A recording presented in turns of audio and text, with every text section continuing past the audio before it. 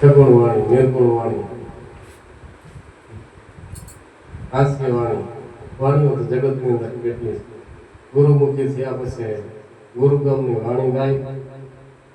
વાણી ઉપરથી એને ખબર પડે કે આ કયા સંપ્રદાયમાંથી આવે છે, કોણ એના ગુરુ હોય. બોલચાલ ઉપરથી ખબર પડે. એટલે આપણે તો બધા સમજૂતીના ઘરમાં છો. આપણે એટલા દૂર દૂરથી આવ્યા, તમારો એવો ભાવ હોય ત્યારે જ આવ્યા હોય. એટલે આપણે ખૂબ આનંદથી, પ્રેમથી વાણી સત્સંગનો લાભ લેવો અને જ્યાં ક્યાંય વાયક હોય તો પ્રેમથી જવાનું. અને કોઈ એમ કહેતું હોય કે તમારા ગુરુ જવાનું ના કે તદ્દન વાત ખોટી છે. ક્યાંય જવાનું તમને કોઈ ના નથી.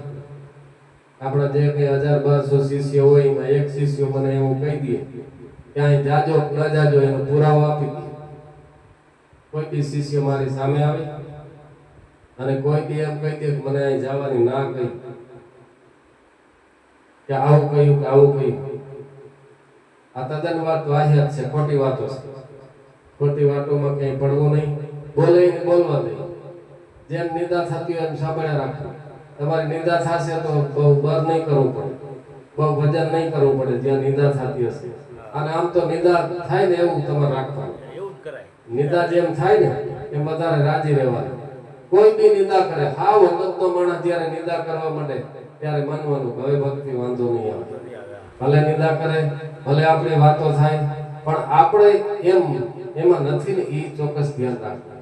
મુરદાસ જેવા સંતોએ એક બેનને આવી દશામાંથી પોતે પાપ લઈ લીધું હતું.